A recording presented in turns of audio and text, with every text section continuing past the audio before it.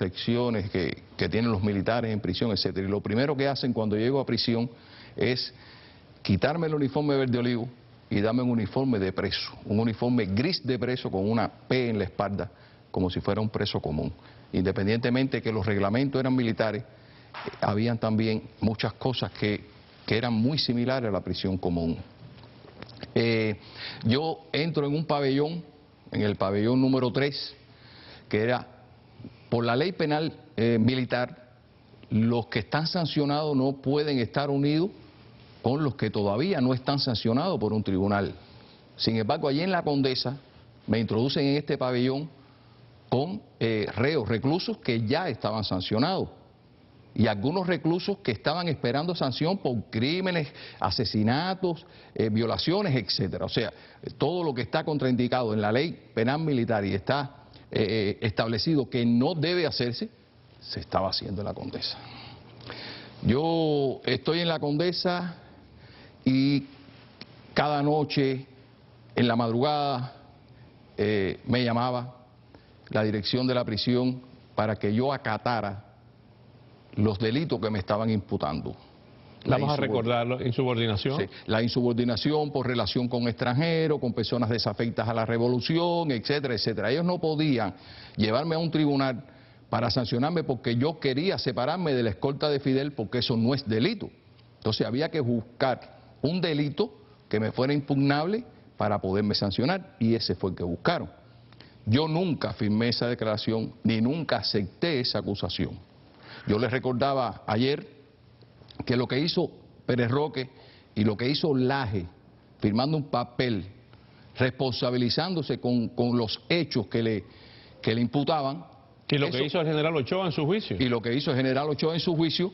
Pero bueno, lo de Ochoa lo vamos a hablar cuando hablemos de la droga y la relación de Fidel con la droga, porque Ochoa siempre tuvo la esperanza que la revolución iba a ser benévola con él y que la pena de muerte no se le iba a hacer efectiva.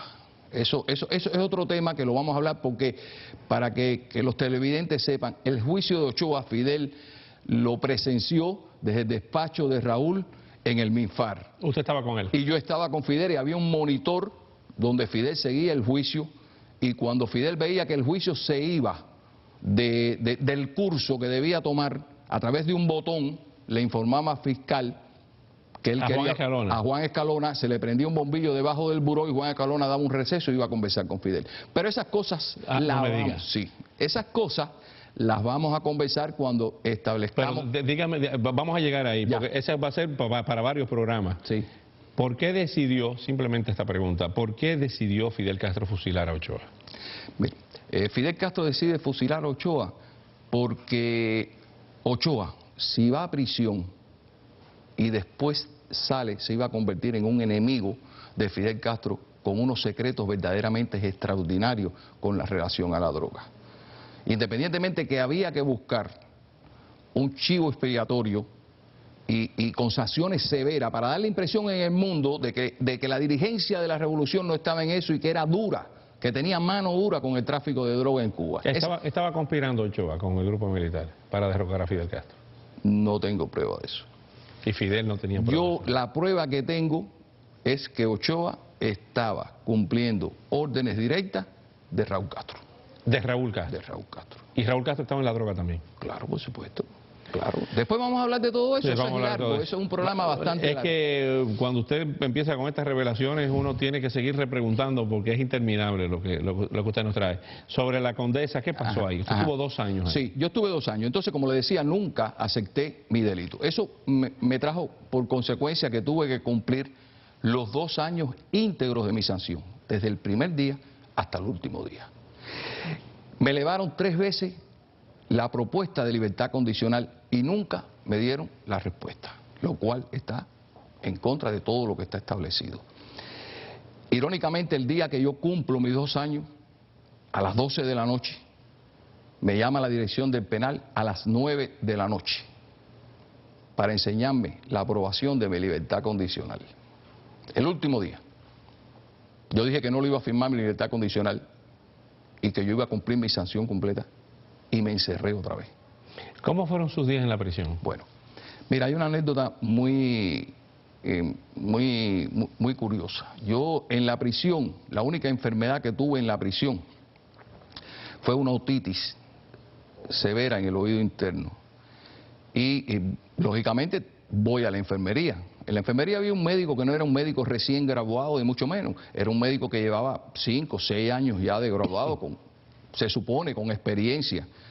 Y me da un medicamento y un proceso para cuidar la enfermedad, que pasan los días y yo no me curaba. En ese tiempo llega la visita. Mis familiares me van a ver, yo salgo al salón de visita y en el salón de visita hay un médico que tenía un recluso allí. Cuando me ve con el oído inflamado me pregunta y yo le digo que es que tengo una otitis según el médico, etcétera. Y cuando le digo lo que me habían recetado, lo que me estaban haciendo, en ese momento viene el médico y le pregunta y le da la explicación. Y yo veo que el médico aquel salta de la silla y empieza a dar un escándalo y que le llamen al jefe de la prisión, etcétera, etcétera.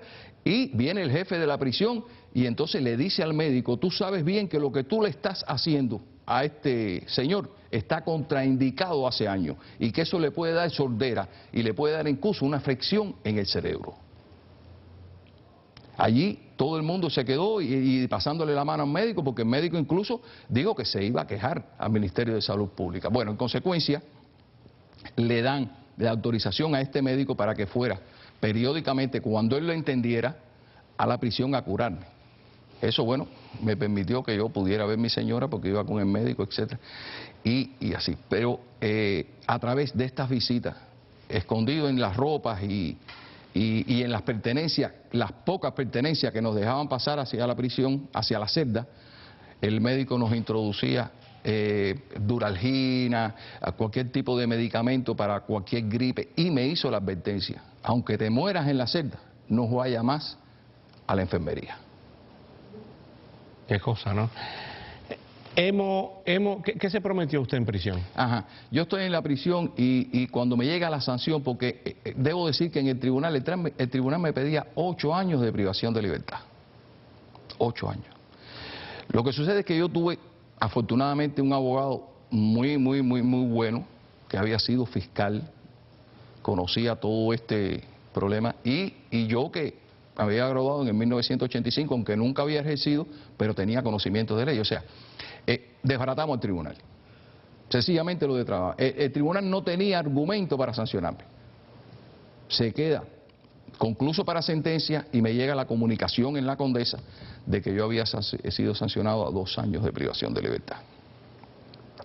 Eso cuestionablemente me indignó, porque fue emocionante, porque fue mi familia quien me trajo el papel del tribunal en la visita. ¿Qué pensaba usted en ese momento, un hombre que estuvo en la cúspide, en la cúpula del poder, por 17 años y verse así? Mira, Oscar, ¿qué pensaba usted de Fidel Castro, que fue, que usted lo dijo anoche, una especie de padre para usted? Sí, mira, Oscar, y usted creyó ciegamente en él. Sí, yo te dije que yo venía desde hacía tiempo buscando la oportunidad precisa para separarme del escolta y separarme de todo aquello. Ya mi hija había salido, mi hermano había salido, etcétera. Estaba buscando el momento oportuno para eso. La historia me demostró que podía haber sido mucho peor, porque incluso buscando el momento oportuno tuve que purgar en prisión 2 años.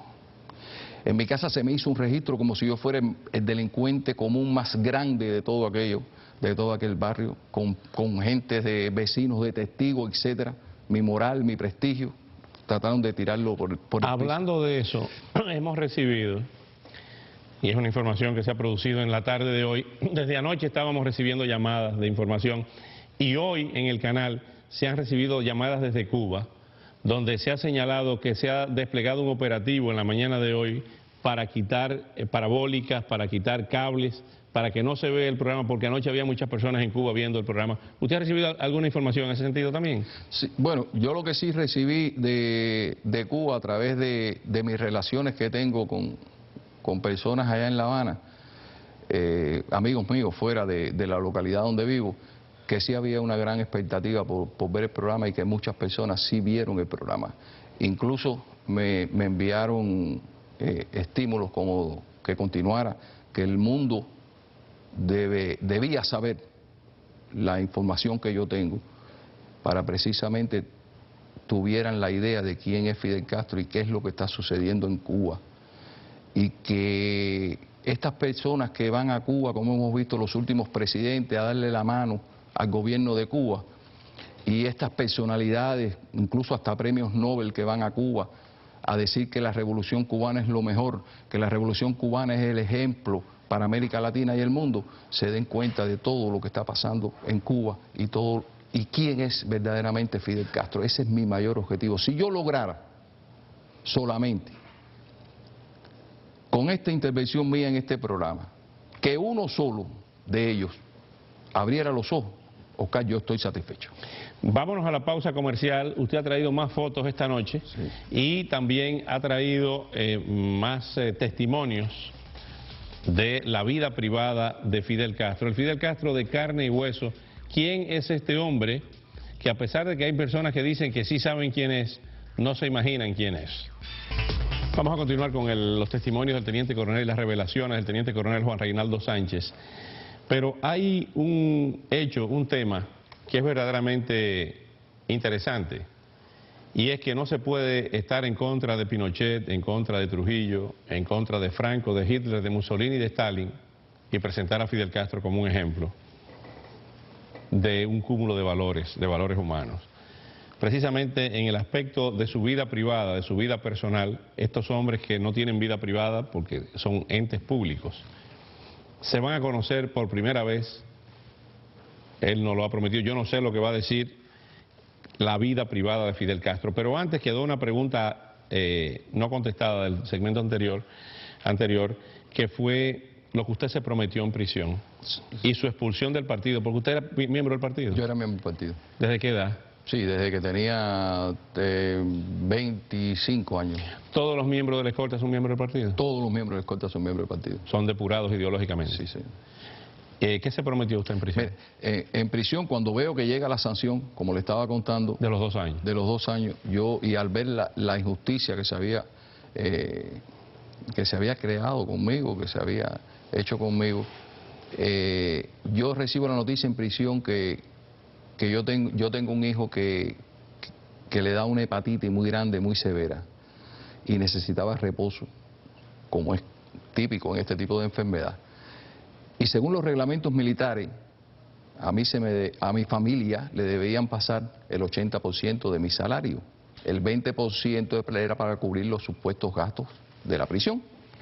Y estuvieron 8 meses, Oscar, sin pasarle un centavo a mi familia. ¿Cuánto ganaba usted al mes? Yo ganaba 450 pesos. ¿Pesos cubanos? Pesos cubanos. Mi familia no recibía un solo centavo. Mi hijo no trabajaba, estudiaba. Y mi mamá, se había ido mi hermano y también dependía de mi salario. Mi mamá y mi esposa tuvieron que salir por el barrio a vender pizzas que hacían en la casa a 6 pesos cubanos, que son 6 centavos dólares, para poder comer. En ocasiones en mi casa no había comida y yo en prisión sufriendo eso. Porque a usted se lo informaron. Claro. Cuando me dieron las visitas y me dieron la noticia que mi hijo tenía hepatitis. Y había noches que mi hijo se comía un pedazo de vianda hervida porque no había otra cosa. ¿Qué edad tenía su hijo entonces? 24 años. 24 años. ¿Sobrevivió? Sí, sí, afortunadamente sobrevivió.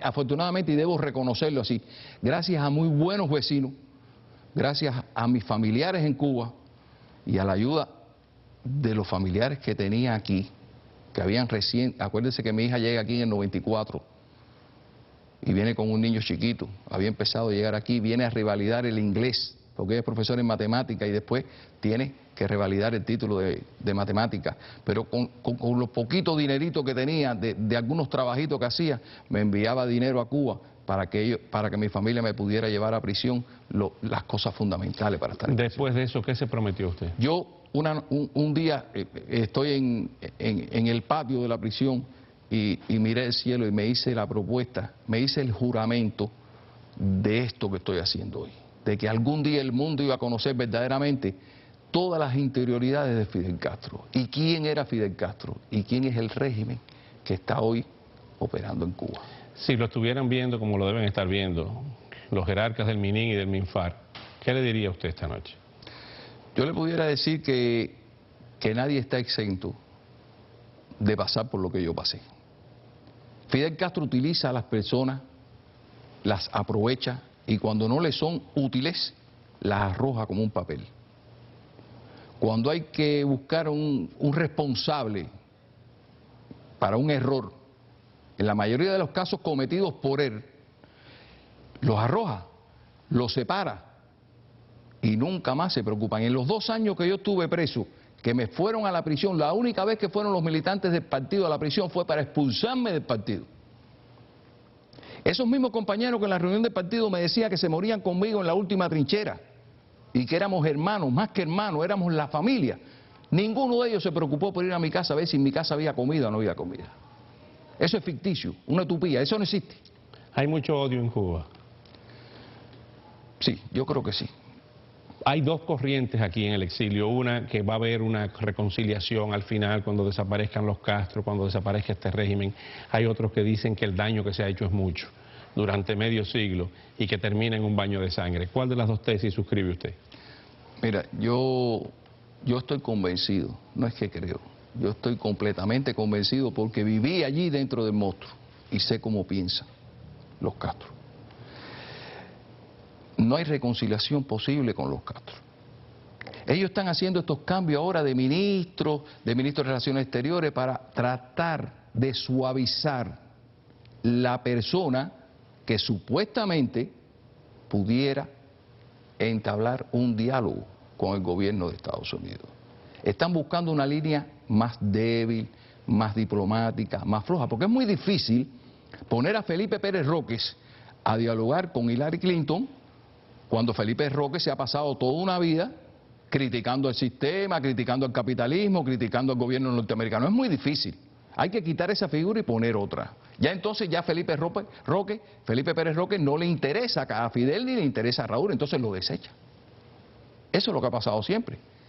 Pero yo le voy a advertir una cosa. ¿Cómo termina eso? Sí, yo le voy a advertir una cosa antes, quiero tocar un puntico. Porque hay muchas personas que se ilusionan de que va a haber una mejoría, porque va a haber un diálogo. A Cuba no le conviene un diálogo de amistad con el gobierno de Estados Unidos, porque Cuba, la ideología de Fidel, la ideología de Raúl y la ideología de ese gobierno se fundamenta específicamente en que existe un enemigo a 90 millas que lo está provocando, que lo está atacando y que lo está hostigando. El día que ese enemigo desaparezca, se acabó la ideología en Cuba.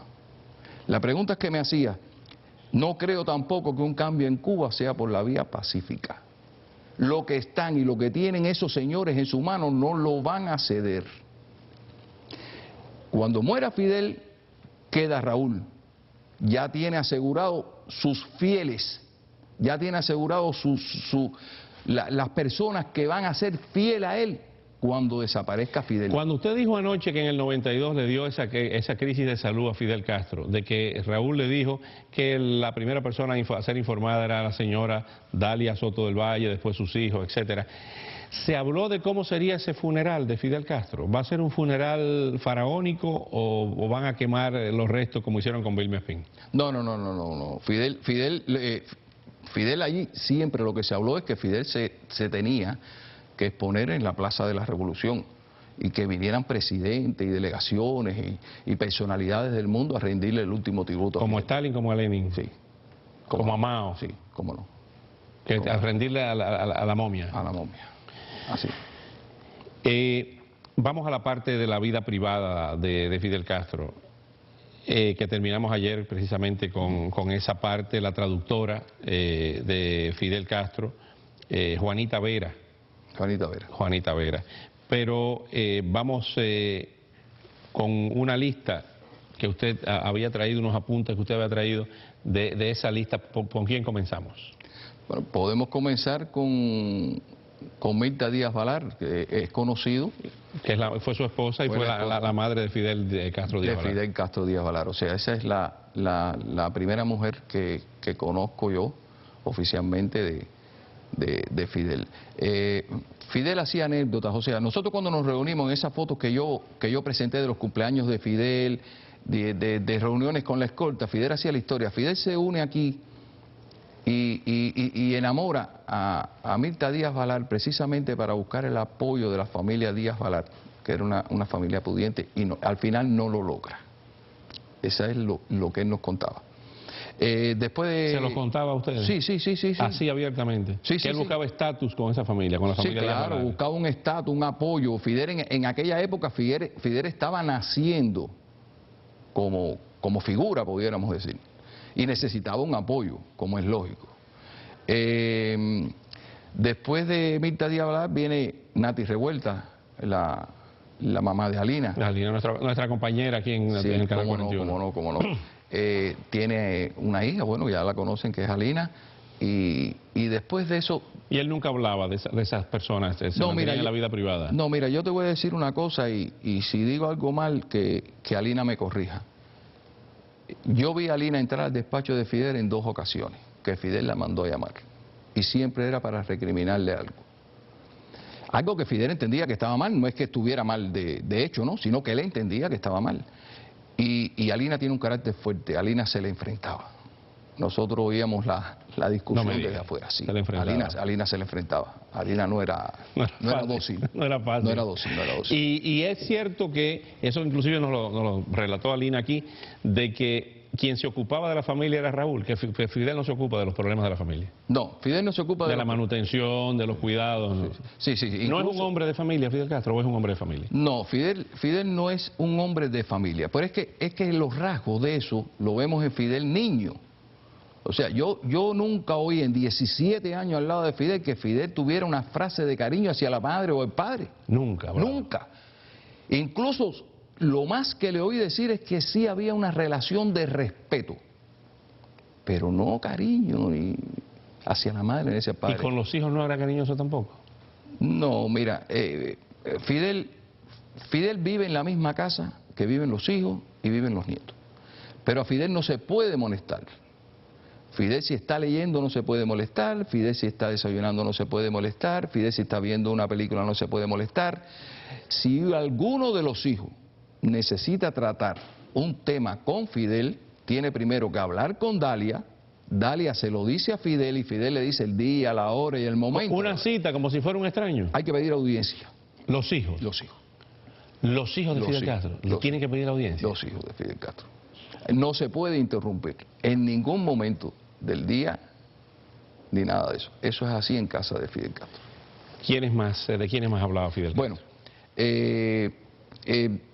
hay otro hijo que él tiene una relación extramatrimonial que se llama Jorge Ángel Castro, que ese hijo sí lo reconoció Fidel. Ese hijo está en Cuba. ¿Quién es la mamá? Yo no conocí la mamá. Yo no quiero inventar las cosas que no sé. Yo no conocí la madre. Pero sí lo conocí a él. Incluso Dalia hizo un acercamiento hacia él, invitándolo cuando íbamos de pesquería, etcétera. Pero las relaciones eran muy tirantes entre Dalia y Jorge Ángel. ¿Qué tipo de mujer es la señora Dalia Soto del Valle? Dalia tiene un carácter muy fuerte cuando no está Fidel. O sea, en todo momento que esté Fidel, ella se mide mucho en tomar medidas. Ella en 2 o 3 ocasiones intentó inmiscuirse en los asuntos internos de la escolta y Fidel siempre la frenaba. Fidel no dejaba que ella decidiera nada sobre la escolta.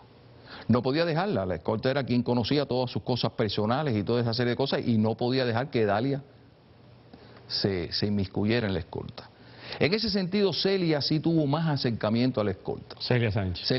Celia Sánchez sí, era prácticamente la madrina de la escolta, era quien se preocupaba por la ropa de la escolta, los calzados de la escolta, toda una serie de cosas. Eso que narró Benigno aquí hace unos años, de que ella era la quien le resolvía los problemas a Benigno, ¿es cierto entonces? Sí, es cierto. Yo en honor a la verdad tengo que decir que Celia fue una persona que le dedicó la vida completa a Fidel y Fidel la decepcionó.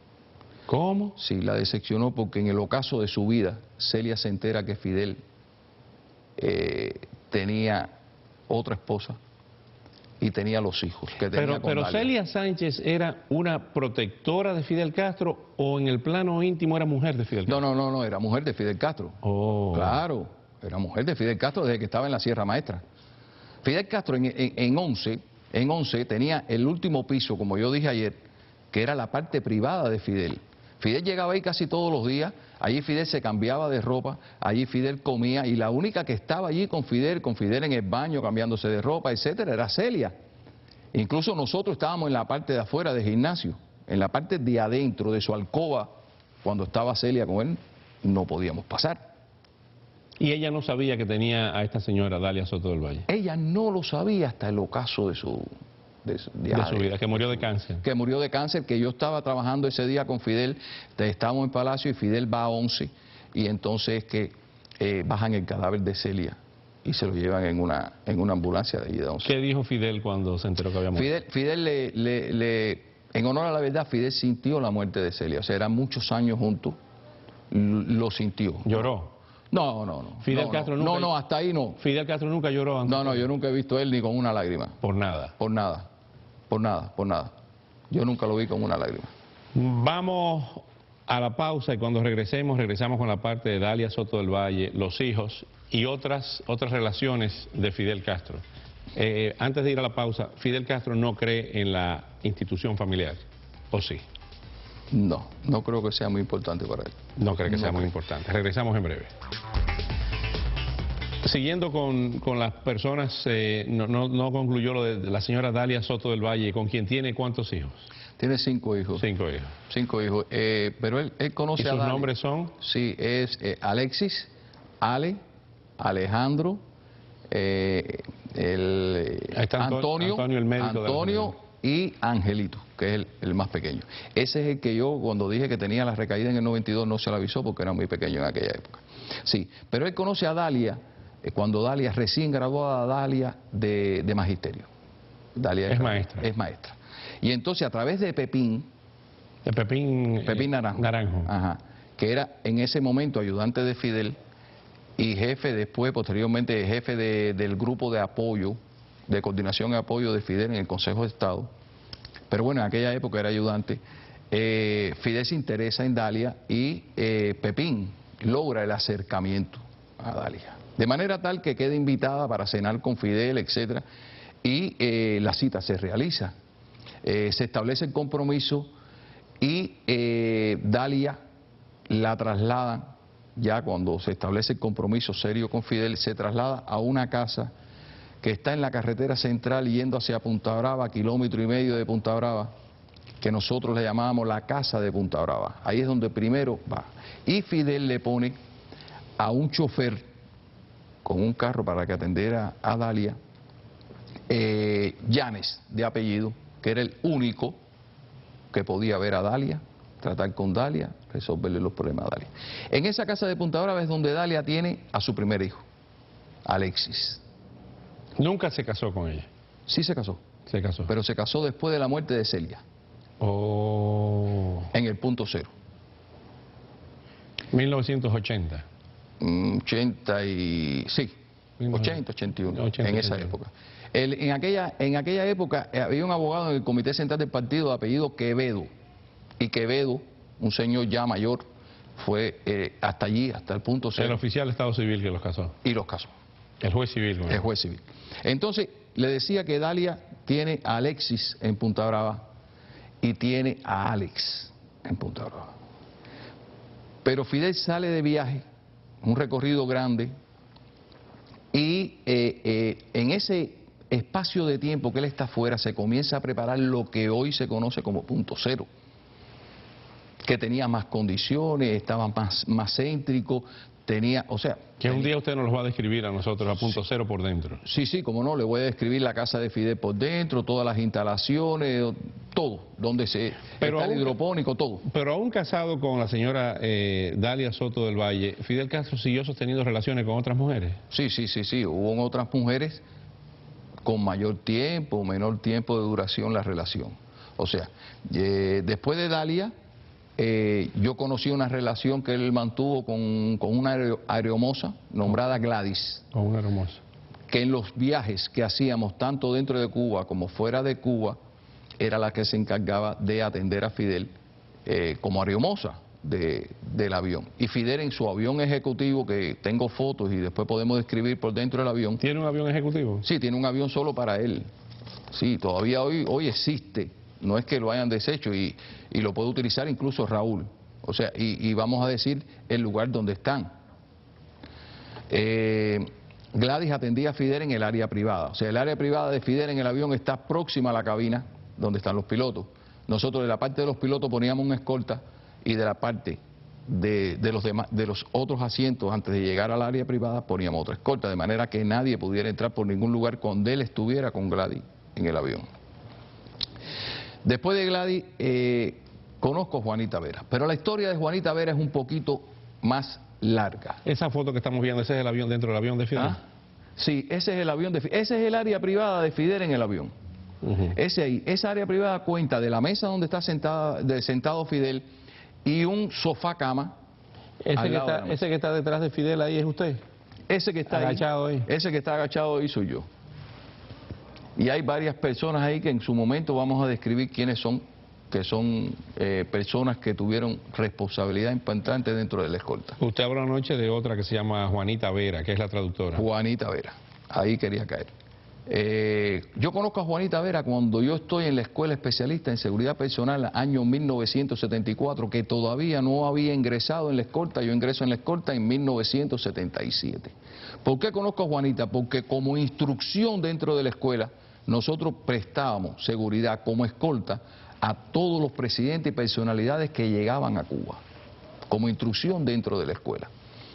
Y Juanita, que era traductora de inglés, pues trabajaba con nosotros con estas delegaciones. Pero que Juanita se interesa en un compañero mío de clases de la escuela, Gaby, y establece una relación con Juanita, una relación amorosa con Juanita. Pasa el tiempo, se termina la escuela y da la coincidencia que Gaby y yo y 3 más vamos a ingresar a la escolta de Fidel. Nosotros desfilamos con Fidel el 1 de mayo de 1977 en la Plaza de la Revolución y de ahí ya formamos parte de la escolta. Como a los 6, 7 días, no llega una semana, vamos para la casa de 160, que es la casa de cita de Fidel con Juanita, que también la vamos a describir posteriormente cuando describamos todas las casas que tiene Fidel. Usted ha dicho casa de cita. Sí, esa casa es una casa de cita, una casa que él tiene para verse con Juanita, para verse con Pilar. Ahí se vio con Pilar la traductora, que después voy a decir quién es y en qué momento se ve con Pilar la traductora. Y cuando llegamos a la casa vemos que la que entra en un carro es Juanita. Y Gaby se sorprende. Gaby todavía con relaciones con Juanita. Con relaciones con Juanita. Y Gaby se sorprende y me va a buscar enseguida. ¿Pero qué es eso? Me dice, Sánchez, mira este problema. Digo, sí, ya lo vi. Digo, tienes 2 caminos. Óyeme a mí que tienes 2 caminos. O vas corriendo ahora y le dices a Pepín, de la Pi a la Po, todo lo que ha sucedido, o vas y ves a jefe de la escolta y le dices que tú no quieres estar más en la escolta y tú sabes que entonces tienes un pie aquí y el otro en el combinado del este. Escoge. ¿Qué hizo? Fue a ver a Pepín. Fue a ver a Pepín. Era más fácil.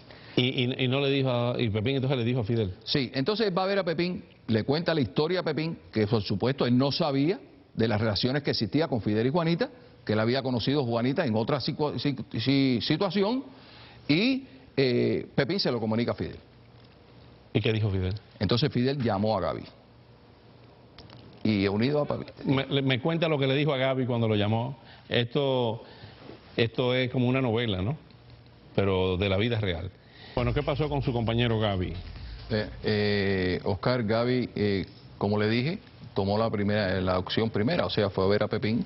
Pepín se lo comunicó a Fidel. Fidel manda a buscar a Gaby y establece una conversación con Gaby. Después Gaby me cuenta que Fidel le dijo que si él en ese momento mantenía relaciones con Juanita. Y Gaby le dice que hacía 1 mes que no habían salido.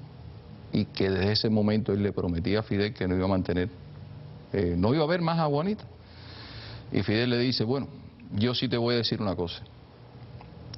Yo no voy a dejar a Juanita, pero tú tampoco te vas a ir de mi escolta. y le perdonó a Gaby, y Gaby continuó en la escolta, y Fidel soportó la infidelidad de Juanita. Porque Juanita seguía con Gaby. No, hasta ese momento estaba, pero que cuando Juanita estaba con Gaby también estaba con Fidel. ¿Cómo? Claro, y entonces Fidel perdonó la infidelidad de Juanita. Pero qué liberal es Fidel Castro, ¿no? Sí, entonces hay una... ¿Y qué pasó con la moral revolucionaria entonces ahí? Bueno, eso se echó por el piso porque todavía las infidelidades siguen y podemos seguir hablando de eso. Bueno, vamos a seguir hablando. Sí, cómo no. Nosotros comentábamos y nos reíamos lo que a muy baja voz nos decíamos los que más confianza nos teníamos, que a Toro Bravo cuernos grandes. ¿Cómo es la cosa? ¿Cómo? Algunos compañeros de la escolta en Jarana, cuando nos enteramos de esta situación, decíamos en Jarana entre nosotros, en broma, pero muy baja la voz, a Toro Bravo cuernos grandes. Qué cosa, ¿no? Aludiendo al perdón de Fidel con Juanita. Pero esto no queda así. Juanita,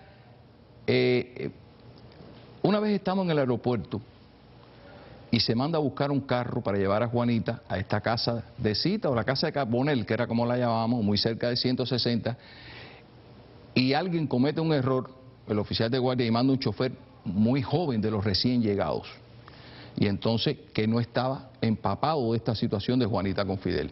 Y el jefe de la escolta me dice a mí que yo lleve a Juanita del aeropuerto hacia la casa de Carbonell, esta casa de cita. Yo monto a Juanita y Juanita empieza a conversar conmigo y me empieza a contar toda una historia. Juanita me dice a mí, sabiendo que yo sabía el secreto de ellos dos, de Gaby y ella, y que Fidel no se había enterado por mí, piensa que yo había guardado el secreto y que yo era una tumba y que podía confiarme cualquier cosa. Ahí es donde yo me entero que ella había conversado con Fidel. Me dice a mí, yo conversé con Fidel porque yo tengo 30 y tantos años, no recuerdo la edad exacta, y yo también quiero constituir una familia y quiero tener hijos, y no voy a poder tenerlos unidas con Fidel. Y hablé con Fidel y Fidel, me voy a casar, Sánchez. Digo, ¿te vas a casar? Dice, sí, me voy a casar con un muchacho que es ingeniero, que es un muchacho muy bueno, me hace la historia del muchacho, etcétera, etcétera, etcétera, y que va a trabajar en el grupo de coordinación y apoyo que tenía Fidel en el Consejo de Estado.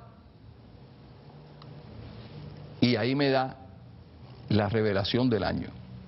Ahí me dice, pero yo estoy embarazada de Fidel. Estaba embarazada de Fidel. Sí, y es donde me entero que Juanita va a tener, o tuvo, una hija de Fidel Castro. Yo digo, con conocimiento de causa, que la hija mayor que tiene Juanita, que tiene 24 años, hoy es hija de Juanita con Fidel. Él trae a ese ingeniero, el esposo de Juanita, para el grupo de apoyo, precisamente para tenerlo controlado, para tenerlo ahí, para tener control sobre él, etcétera. Juanita se casa y lógicamente empieza el estado de gestación, después paritorio, etcétera. Y en ese interín llega una visita de presidente, no recuerdo qué presidente, de habla francesa, y viene Pilar, una traductora de francés del equipo de traducciones simultáneas del Consejo de Estado, que está en la calle Línea, o estaba en la calle Línea. Fidel le impactó esta muchacha, porque era una muchacha esbelta, del tipo que le gustan a Fidel, esbelta, delgada, de ojos claros, etcétera, y lo que se hacía siempre, o sea, Pepín habla con ella, establece una relación y la trasladan para la casa de Carbonell. Fidel salió con esta muchacha, o estuvo en la casa de Carbonell, ahí en la casa de cita con esta muchacha en 2 o 3 ocasiones. Parece que la relación no tuvo mucho desarrollo, porque después no la vio más. No tradujo más la muchacha. Sí, ya no había intimidad. Se acabó el francés. Se acabó el francés. Y entonces ya Juanita da a luz, la niña, y regresa a ocupar su lugar y continúa con Fidel, en sus relaciones con Fidel. Hay una parte importante que yo quería señalar, o sea, Fidel engañó a Dalia con todas estas mujeres que yo he señalado, pero lo que pocas personas conocen es que Dalia también engañó a Fidel. Me contesta, me desarrolla eso cuando regresemos de la pausa. Eso es muy grave, lo que usted ha dicho, cuando regresemos. Teniente Coronel Juan Reinaldo Sánchez, lo que usted ha dicho es muy grave, de la primera dama, de la esposa del comandante en jefe. Bueno, cuando yo me enteré, tuve esa misma opinión. Esto es grave. ¿Qué pasó? ¿Qué sucede? Sí, voy a hacer la historia. En la escolta hay un compañero de la escolta, un miembro de la escolta que se llama, pienso que se llame todavía, porque no lo vi después, nunca más, René Besteiro. René Besteiro. Besteiro. Usted trae una serie de fotos. ¿Es Sí. ese que está en pantalla? Sí, es ese que está en pantalla, el que está vestido de verde olivo delgado, ese es René Besteiro. René Besteiro era un chofer que pertenecía a la escolta, que Fidel se lo había puesto a Dalia para que le manejara a Dalia, pero que en la guarnición existía un chofer que era para hacer los mandados de la casa, que Dalia le daba órdenes directas a este chofer de la guarnición, y cuando tenía que salir, debía salir con René Besteiro. ¿Qué sucede? Que ella enviaba a Besteiro a otro mandado, y entonces salía con este muchacho nombrado Jorge, que era un chofer de la guarnición, y iba para la casa de la madre de Dalia, que está en la calle Séptima, muy cerca de donde estaban los marines de la oficina de interés. Ahí vivía la madre de Dalia. Y Besteiro, en uno de estos movimientos, pasa por la casa de la madre y ve que Dalia estaba allí con Jorge. Toca la puerta para hacer el cambio, o sea, que Jorge regresara y él seguir en sus funciones como chofer de Dalia. Y Dalia lo envía a la guarnición. Pasaron el tiempo, según cuenta Besteiro, y Dalia regresa con Jorge. Pero cuando regresa con Jorge, René Besteiro llama a Jorge para ver qué había pasado. Estaba inquieto, no sabía si es que él había hecho algo mal, etcétera, etcétera. Y este muchacho, que era un muchacho bastante joven, un muchacho de 20 y tantos años. ¿Besteiro? No, el otro es Jorge. Se le va la lengua y le cuenta a Besteiro que él había estado en la casa de donde estaba, de la madre de Dalia, que habían tomado whisky, que habían bailado y que él había tenido relaciones sexuales con Dalia. A Besteiro. Ay, Dios mío. Besteiro enseguida corre y va a ver al jefe de la escolta. Y le cuenta al jefe de la escolta lo que le había dicho Jorge. Y el jefe de la escolta me llama. Por la afinidad que teníamos, que siempre los dos estábamos juntos al lado de Fidel, y él me llama y me cuenta esto. Y me dice, tengo que decírselo a Fidel. Digo, sí, yo creo que sí. Yo creo que sí. Y entonces él se lo dice a Fidel. Fidel se peleó con Dalia, salió de ahí, estuvimos 3 meses sin visitar el punto cero.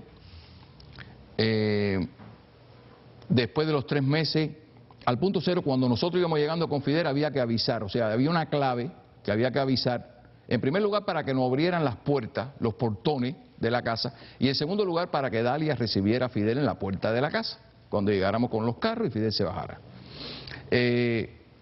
Pasan 3 meses, estuvimos pescando, estuvimos en otras casas y no iba al lugar, a punto cero. Y pasados 3 meses, empieza a ir a punto cero, pero el jefe de la escolta dice, no avisen, y entonces llegaba rápido, sin avisar, etcétera, etcétera, abría la puerta él mismo, entraba, o sea, pues se notaba que todavía estaba bravo con Dalia. Pero esa situación se fue limando, se fue acabando y todo quedó tal y como estaba. Lo que sucede es que, como dice el buen cubano, botó el agua de la palangana con el niño y todo. Porque este compañero nuestro, René Besteiro, lo desaparecieron del mapa. Lo sacaron de la escolta. En honor a la verdad, yo nunca supe de ¿Y ese fue el único caso que usted supo? No, yo tengo conocimiento por relaciones que todavía mantuve en la escolta, de que Dalia hoy ya este señor lo sacaron del lado de Dalia. Pero el escolta de Dalia, Pupo, que llevaba bastante tiempo con ella, también había mantenido relaciones con Dalia. ¿Usted trajo la foto de Pupo? ¿Cuál es Pupo? Yo traje la foto de Pupo, hay que ver dónde está. Ese señor que está ahí en el círculo de bigote con espejuelo, ese es Pupo. Esa es la escolta de la Dalia. señora. Sí, señor.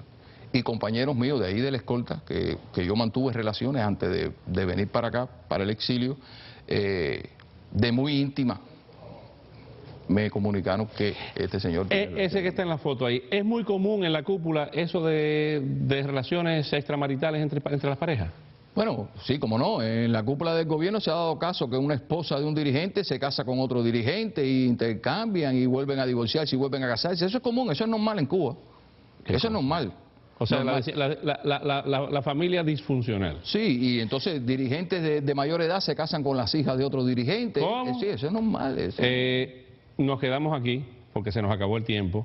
Usted habló en el primer programa de narcotráfico, usted habló de otro tipo de negocios ilícitos de tráfico de armas y habla de otras interioridades de la cúpula del poder. Lo invito para que mañana a todos los televidentes que nos están siguiendo todas estas noches y a los cubanos de allá les cuente quién es Fidel Castro y la cúpula. ¿Cómo no? Con mucho Hasta gusto. mañana, coronel. Hasta mañana. A todos ustedes, el compromiso de siempre es de traerle